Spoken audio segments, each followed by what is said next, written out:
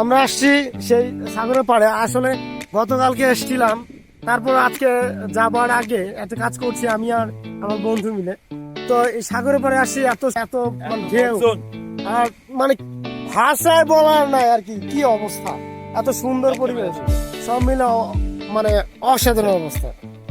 আমরা একটু এখন আশেপাশে সবকিছু ঘুরে দেখবো।